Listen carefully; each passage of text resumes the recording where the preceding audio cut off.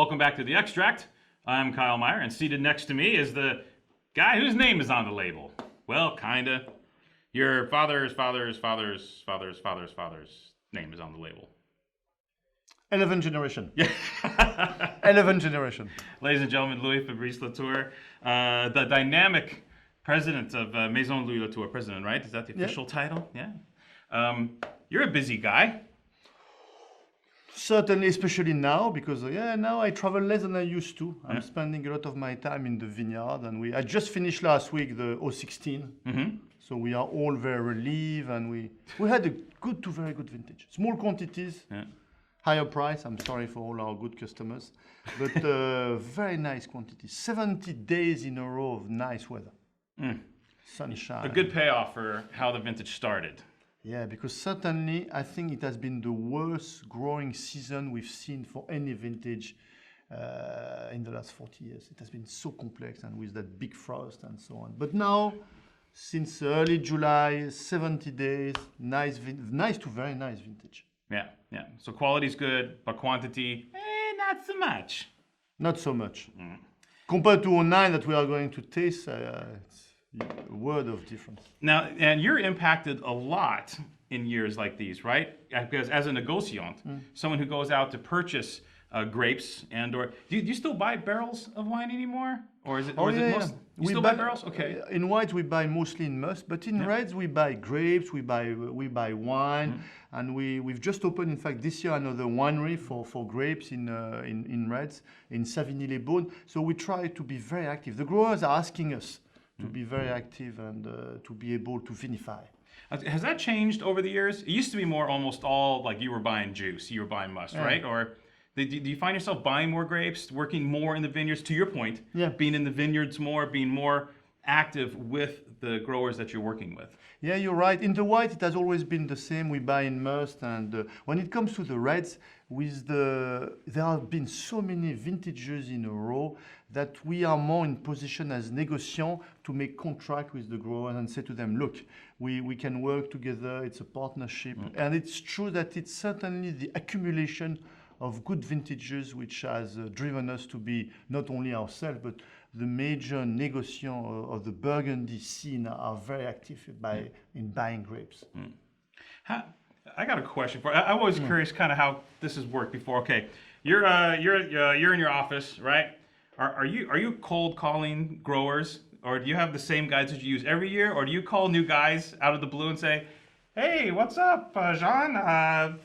You got a couple barrels of Merceau kicking around, buddy? I mean, how does is it a dynamic process?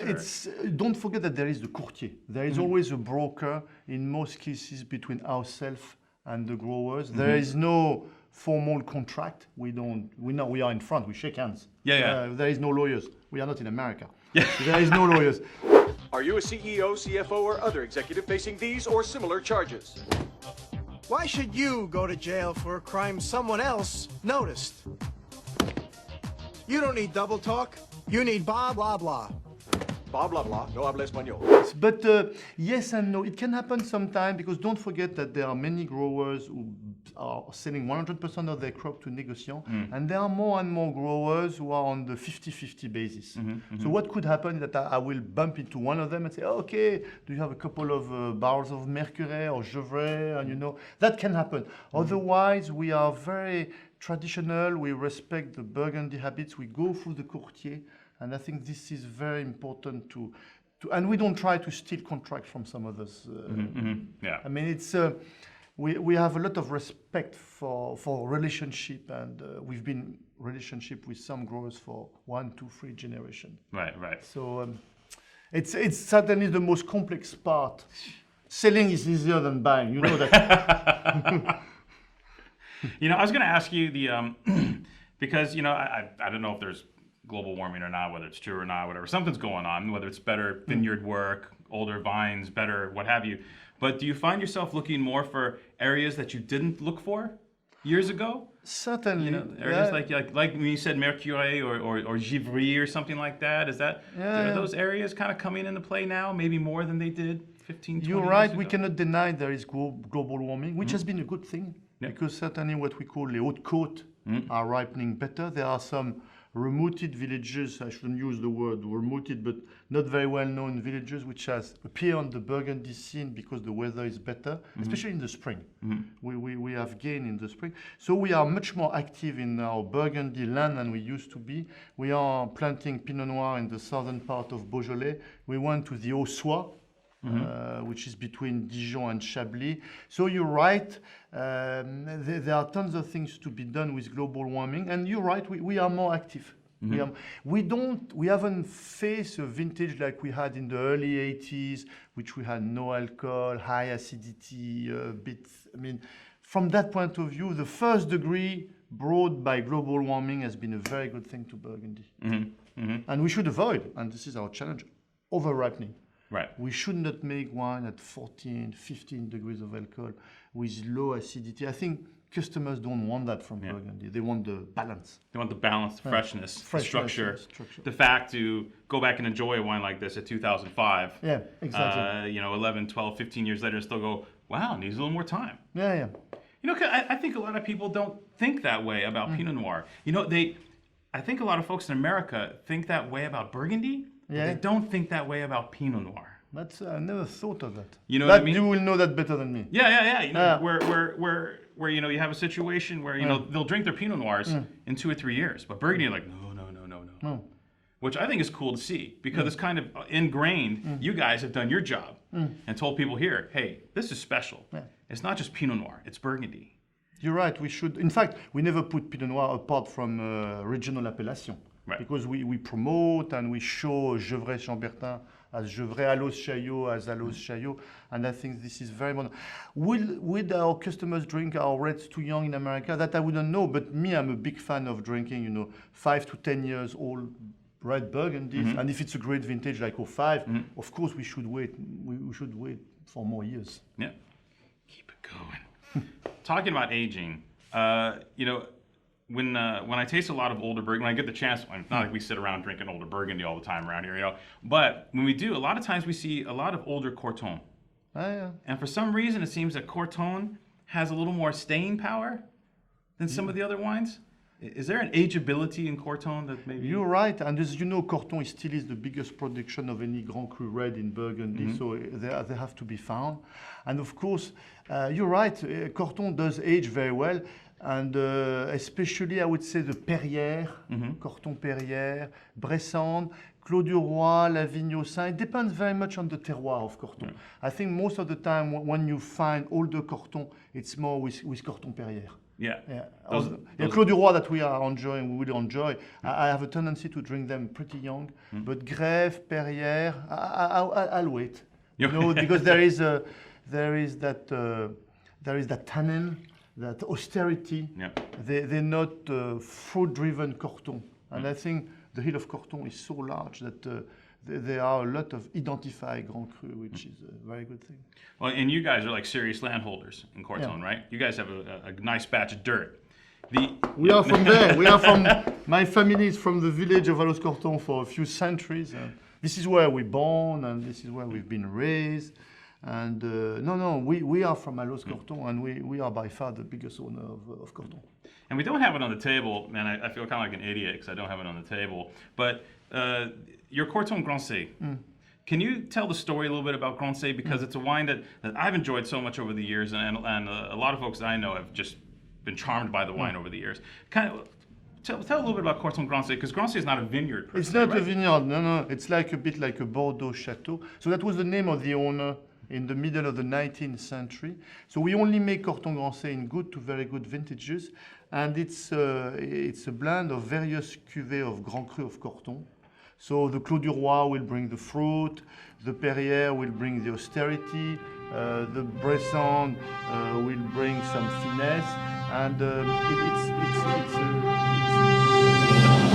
you carry it.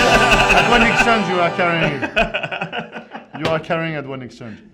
And what is very interesting is that sometimes we can be criticized because customers would say, or sometimes the press, but where is the terroir of Grancé? And I look at the map, I don't see it. But our domain is so vast in Corton that we can afford of really making the selection of the best cuvée of Corton.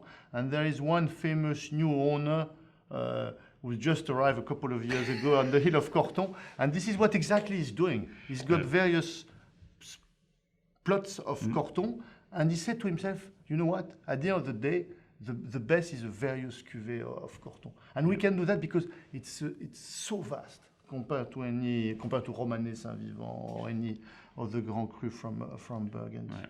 So, and we love doing Corton Grand Sec. Yeah. Because, you know, it's terroir driven, of course, but, you know, you can choose. So this year, should I put more Bressan, or Clos du Roi, or Perrier, or Grève, you know. But we've put aside Lavignosin, which is more on your way to Pernan, which is a different type of Corton. And so we've put aside Clos Lavignosin, which is a very identified Corton that we make every year. Mm-hmm. So the Grand Sec is maybe not so much a house style. Like you change it up every year. Yeah. Yeah. Which is exciting. Yeah, okay, Yeah, cool. I think it's exciting. And like I say, we don't make Corton Grand Sec every year. In the last 10 to 15 years, we had some great vintages. Yeah. And if you want to know whether a vintage is great or not, you should wonder whether Maison Latour has thought it was a good idea to make Corton Grand Sec or not. And certainly, these last 10 to 15 years, we've made Corton Grand Sec almost every year. I'm going to say, you made it a few times recently. Yeah. But we didn't make it in 2007, for instance. Neither 2000, neither in 2004. So, you know, it doesn't happen every year. Yeah.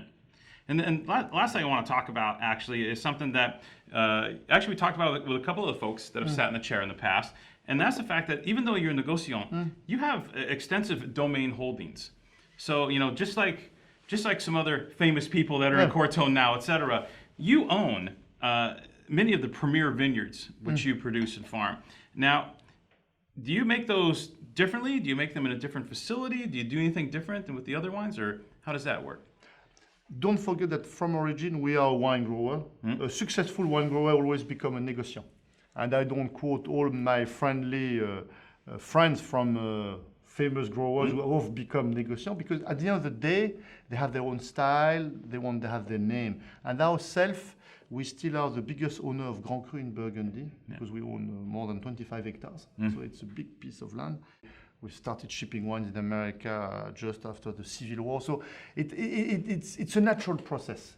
And we do vinify all our domain wine in the winery of Corton Grand Sec. I don't have a picture here. I will pop it up on the screen. Yeah, it's a great. Well, you've been there a couple of times. So it's a great location. It looks a bit a museum when it's not time for harvesting, but otherwise, and it's very natural, relatively short cuvaison, 2 weeks, pigeage, open vat, nice extraction, but very, very traditional, like we always do at Maison Latour. But at the end of the day, we are also very active as a négociant éleveur. I do insist on that, because to be seen as négociant, we are a négociant éleveur, and when you are a good winemaker for your domain, you are a good buyer.